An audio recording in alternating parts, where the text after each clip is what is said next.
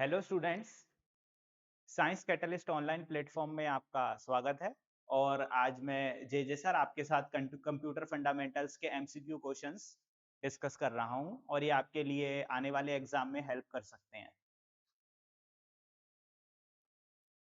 Question 1, the fifth generation of computers is based on which concept? Computers की पांचवी पीढ़ी किस सिद्धांत पर आधारित है? देखिए, आप सभी जानते हैं कि आज के ज़माने में एआई का काफ़ी ज़्यादा यूज़ बढ़ गया है, आर्टिफिशियल इंटेलिजेंस। तो ये जो फिफ्थ जनरेशन के कंप्यूटर्स हैं, ये आर्टिफिशियल इंटेलिजेंस पर ही बेस्ड हैं। तो जो ऑप्शन ए है हमारा,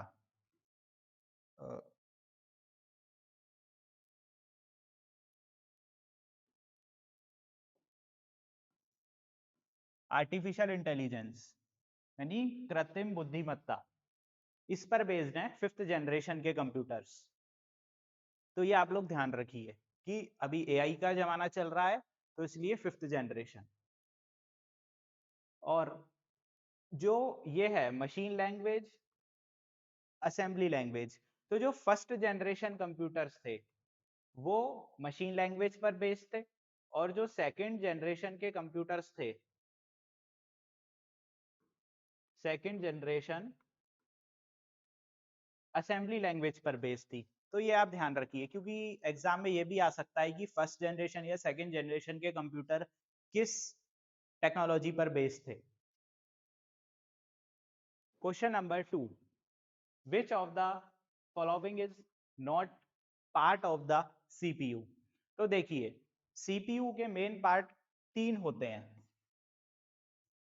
जैसे ये डिब्बा CPU है, तो एक तो इसमें ALU,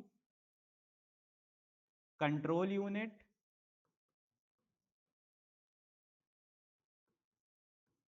और रजिस्टर्स, ये तीन इसके मेन पार्ट होते हैं CPU के। तो अब देखिए, हमारे पास जो ऑप्शन है, इनमें ऑप्शन नंबर ए ये तो नहीं होगा, क्योंकि ये तो CPU का पार्ट होता है। Option number B control unit, ये भी CPU का पार्ट होता है। रैम, हाँ रैम आंसर हो सकता है, क्योंकि रैम CPU का पार्ट नहीं होता। और रजिस्टर्स, ये भी CPU का पार्ट होते हैं। क्योंकि ये ध्यान रखने वाली बात है, हमसे यहाँ पूछा गया है विच इज नॉट पार्ट, यानी इनमें से CPU का कौन सा हिस्सा नहीं है निम्नलिखित में से। तो इसलिए ये ध्यान रखिए कि यहाँ नहीं पूछा है नॉट।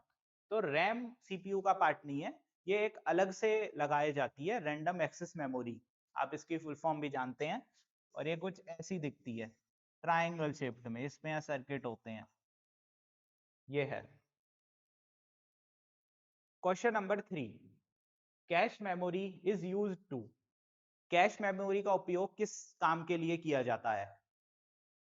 देखिए, कैश मेमोरी में जो जो डेटा हमें तेजी से जरूरत पड़ती है, हम वो चीज कैश मेमोरी में डालते हैं। कैश मेमोरी काफी छोटी होती है, जैसे कुछ केबीज में होती है, किलोबाइट में, और इसका साइज भी बहुत छोटा होता है और ये काफी महंगी आती है। तो ऑप्शन देखिए, option number A store permanent data, नहीं, ये टेम्परेरी डाटा के लिए यूज होती है, यानी जैसे ही ये डाटा हर थोड़ी देर में हटता रहता है, जैसे ही नया नया आता रहता है पुराना हटता रहता है, और हम जैसे ही कंप्यूटर को बंद करते हैं या पावर ऑफ हो जाती है तो भी ये डाटा हट जाता है। तो इसमें परमानेंट डाटा नहीं, टेम्परेरी डेटा होता है। ये ऑप्शन हो सकता है, लेकिन ये पूरी तरीके से सही नहीं है, टेम्परेरी डेटा। ऑप्शन सी पूरी तरीके से सही है। क्यों? Store frequently accessed data for faster processing, यानी जो बार बार काम में आने वाला डेटा है और जो हमें जल्दी जल्दी चाहिए होता है वो हम कैश मेमोरी में डालते हैं, बार बार काम आने वाला और जो जल्दी चाहिए होता है वो हम कैश मेमोरी में रखते हैं। तो ऑप्शन सी करेक्ट होगा और ऑप्शन डी भी गलत आंसर होगा।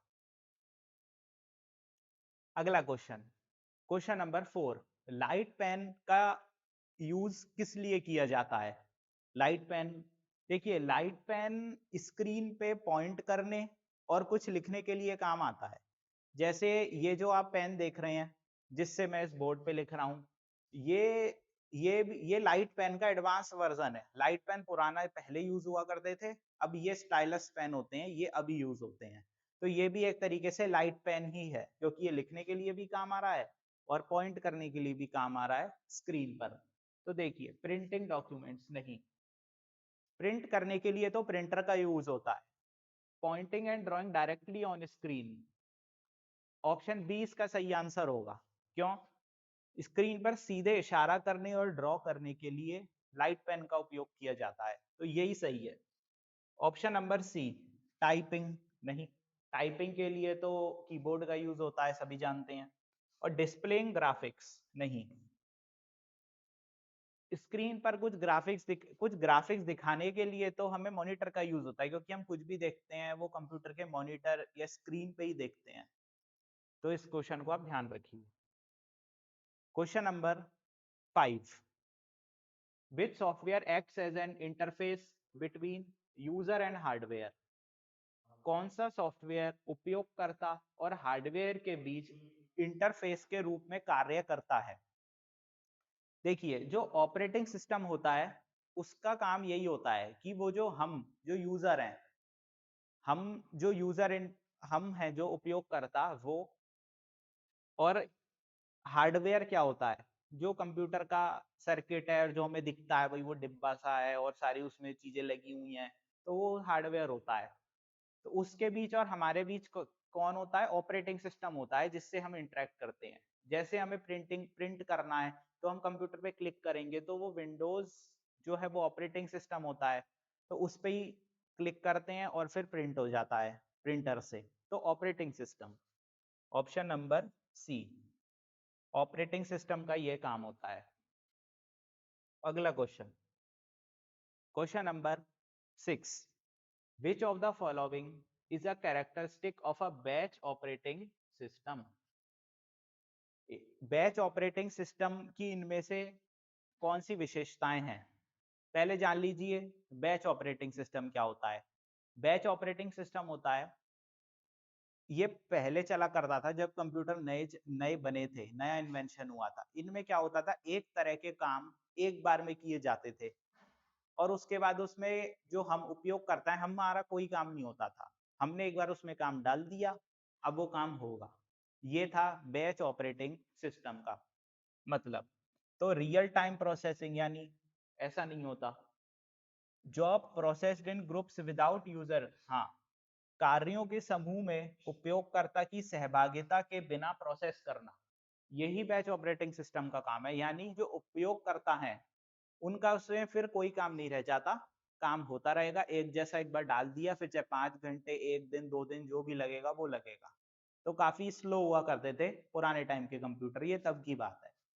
तो यही इसका सही आंसर होगा।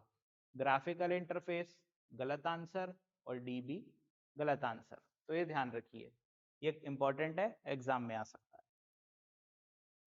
Question number 7, which operating system allows multiple users to access the computer system concurrently? यानी कौन सा ऑपरेटिंग सिस्टम एक साथ कई उपयोगकर्ताओं को कंप्यूटर सिस्टम का उपयोग करने की अनुमति देता है? ये कौन सा ऑपरेटिंग सिस्टम है जिसमें एक साथ कई सारे उपयोगकर्ता काम कर सकते हैं? देखिए सिंगल यूजर ऑपरेटिंग सिस्टम नहीं, इसका तो नाम ही बता रहा है कि एक बार में एक ही यूजर हो सकता है या एक ही उपयोगकर्ता होगा, तो ये गलत हो गया। बैच ओएस, ये भी मैंने अभी पिछले क्वेश्चन में डिस्कस किया कि बैच ऑपरेटिंग सिस्टम क्या होता है। इसमें तो एक बार में एक बार में एक जैसा काम डाल दिया, उसके बाद उपयोगकर्ता का कोई काम नहीं होता जब तक काम पूरा ना हो जाए, तो ये भी नहीं है। टाइम शेयरिंग, हाँ ये है, इसका नाम भी बता रहा है भाई, टाइम शेयरिंग यानी टाइम बांटना, यानी सभी लोग काम कर सकते हैं। ऑप्शन सी इस क्वेश्चन का सही आंसर है। ऑप्शन डी ये भी गलत है। एम्बेडेड ओएस एक अलग चीज होती है जो किसी एक काम को करने के काम आती है, जैसे वॉशिंग मशीन का बजर बजाना, तो उसके लिए ये एम्बेडेड ऑपरेटिंग सिस्टम काम आता है। अब थोड़ा टाइम शेयरिंग ऑपरेटिंग सिस्टम के बारे में मैं बताता हूँ। टाइम शेयरिंग ऑपरेटिंग सिस्टम में क्या होता है, कई सारे लोग काम कर रहे हैं, मान लो 5 लोग 5 लोग हैं जो एक साथ एक ही कंप्यूटर पे काम कर रहे हैं। ये कंप्यूटर है, ये सभी देखिए, ये 5 लोग हैं, ये एक ही कंप्यूटर पे काम कर रहे हैं। अब इसमें क्या होता है कि ये सभी लोग, जो कंप्यूटर होता है वो इतना फास्ट होता है, वो इतना फास्ट काम करता है कि सभी लोगों को थोड़ा थोड़ा टाइम मिल जाता है काम करने का। मतलब सभी लोग काम तो करेंगे, अब कंप्यूटर बारी बारी से उन सबके कामों को देखेगा या उनके कामों को पूरा करेगा, पर वो इतना तेज होता है स्पीड कि हमें ऐसा लगता है कि सभी लोगों का काम एक साथ पूरा हो रहा है, जबकि कंप्यूटर एक बार में एक ही उपयोगकर्ता या एक ही यूजर का काम पूरा कर रहा होता है। तो ये ध्यान रखिए, टाइम शेयरिंग ऑपरेटिंग सिस्टम में एक बार में एक से ज्यादा लोग काम कर सकते हैं। Question number 8, Linux is known for being, Linux को किस कारण से जाना जाता है?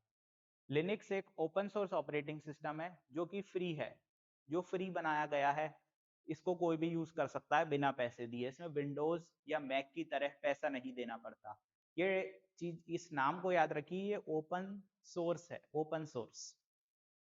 पहला, प्रोप्राइटरी नहीं, प्रोप्राइटरी का मतलब तो है यानी स्वामित्व, यानी इसका कोई मालिक हो, ये किसी कंपनी का हो, पैसा देना पड़ता हो। ओपन सोर्स, हाँ यही है, इसमें कोई एक मालिक नहीं होता, इसमें बहुत सारे लोग काम करते हैं एक ही उस पे, वो भी फ्री में, कोई पैसा नहीं लगता। विंडोज बेस्ड गलत है, सिंगल टास्किंग भी गलत है। लिनक्स एक ओपन सोर्स ऑपरेटिंग सिस्टम है, ये ध्यान रखिए। Question number 9, which of the following is a functional programming language? ये ध्यान रखिए, जो हास्केल लैंग्वेज है वो फंक्शनल प्रोग्रामिंग लैंग्वेज होती है। हास्केल यानी जो हम ऑप्शन बी में देख रहे हैं, ये है हास्केल लैंग्वेज। और ये ध्यान रखिए, दूसरी तरह की लैंग्वेज होती हैं ऑब्जेक्ट ओरिएंटेड लैंग्वेज। एक तो हो गई फंक्शनल, हमारी फंक्शनल प्रोग्रामिंग भाषा, और दूसरी हो गई ऑब्जेक्ट ओरिएंटेड भाषा। तो ये जो तीन ऑप्शन है यानी पाइथन, जावा और सी प्लस प्लस, ये तीनों ऑब्जेक्ट ओरिएंटेड भाषाएं हैं, ठीक है।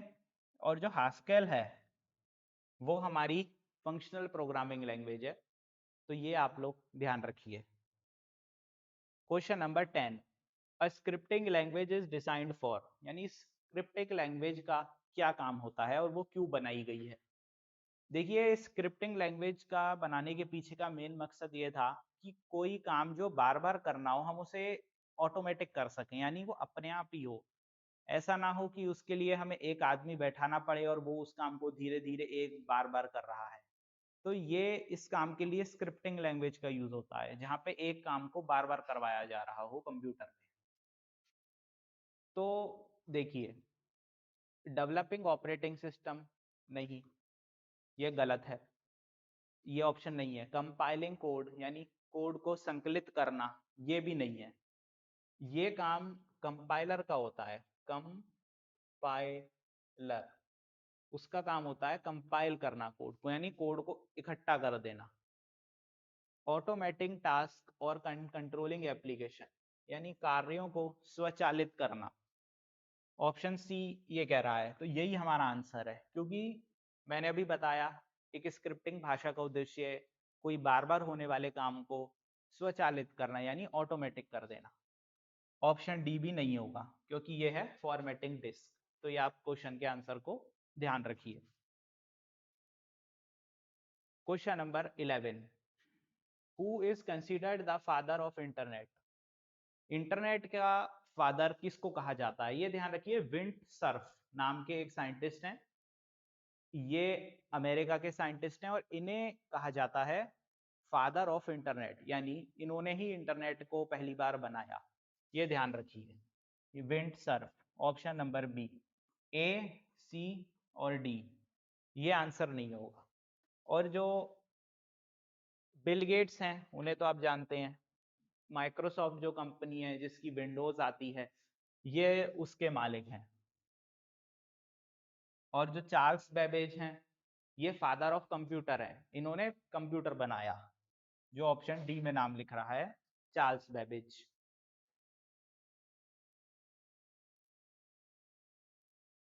Question number 12, which of the following is used for video conferencing. निम्नलिखित चार ऑप्शनों में से वीडियो कॉन्फ्रेंसिंग के लिए किस चीज का उपयोग किया जाता है? ये आप भी जानते हैं, Zoom, Google Meet, Cisco Webex, ये सभी चीजें ऑनलाइन कॉन्फ्रेंसिंग करने के काम आती हैं, जिसमें हम एक दूसरे से लाइव वीडियो पे बात कर सकते हैं, ऑनलाइन क्लास या मीटिंग भी अटेंड कर सकते हैं। व्हाट्सएप नहीं है, जूम है। जूम, जूम इसका आंसर होगा। आउटलुक नहीं है, ये तो एक ईमेल सेवा है, और याहू भी एक ईमेल सेवा है। तो जूम इसका सही आंसर होगा वीडियो कॉन्फ्रेंसिंग का। Question number 13, what is cloud based storage used for. Cloud आधारित संग्रहण के लिए निम्नलिखित में से किस का मतलब क्लाउड आधारित संग्रहण के लिए उसका उपयोग किस लिए किया जाता है? यानी cloud based storage, storing files online. हाँ, यही इसका सही आंसर है। क्यों? क्लाउड बेस्ड का मतलब होता है कि जैसे बादल एक ऊपर होता है, बादल, यानी हम अपने कंप्यूटर पे स्टोर नहीं कर रहे हैं कुछ भी चीज, वो बादल की तरह कहीं दूसरी जगह पे कुछ स्टोरेज रखी हुई है, पेन ड्राइव की तरह बड़ी बड़ी हार्ड डिस्क रखी हुई हैं, उनमें हमारा डेटा स्टोर होता है ऑनलाइन इंटरनेट के थ्रू, हमारे कंप्यूटर में नहीं होता। यानी वो बादल की, जैसे नाम ही ऐसा दिया गया है क्लाउड, बादल की तरह कहीं और रखा हुआ है वो। तो ये ध्यान रखिए, स्टोरिंग फाइल्स ऑनलाइन, ये काफी इंपॉर्टेंट क्वेश्चन है, एग्जाम में आने के इसके काफी चांसेस हैं। अगले क्वेश्चन पे चलते हैं। E commerce stands for, e commerce का क्या मतलब होता है? ई कॉमर्स का मतलब होता है इलेक्ट्रॉनिक कॉमर्स। इलेक्ट्रॉनिक कॉमर्स, इसका मतलब है कि हम ऑनलाइन इंटरनेट के थ्रू कुछ खरीदारी करें, ऑनलाइन इंटरनेट के थ्रू खरीदारी, ये इसका मतलब होता है इलेक्ट्रॉनिक कॉमर्स। ऑप्शन देखिए, इलेक्ट्रॉनिक कंपनी नहीं होगा, ऑप्शन बी यही सही आंसर है, इलेक्ट्रॉनिक कॉमर्स। ऑप्शन सी और डी भी गलत है। अब अगले क्वेश्चन पे चलते हैं। Question number 15, which of the following is a function of an email. इनमें से ईमेल का क्या काम है? ईमेल का काम होता है किसी को ईमेल भेजना, यानी ऑनलाइन कोई मैसेज भेजने का, या कोई हमें मैसेज भेजना है और उसके साथ कुछ अटैच फाइल भी करनी है, तो वो हम ईमेल के थ्रू करते हैं, जैसे जीमेल, याहू, या फिर और भी कई एप्लीकेशंस हो सकती हैं। ऑप्शन ए नहीं होगा, क्रिएट करना वेबसाइट। ऑप्शन बी होगा, सेंडिंग एंड रिसीविंग मैसेजेस, संदेश भेजना और प्राप्त करना, क्योंकि ईमेल पे यही होता है, हमें हमें कोई का किसी का मैसेज आता है और हम भी किसी को भेज सकते हैं। और ऑप्शन सी और डी भी नहीं होंगे। क्वेश्चन नंबर 16, अब देखिए क्वेश्चन 16 क्या कह रहा है।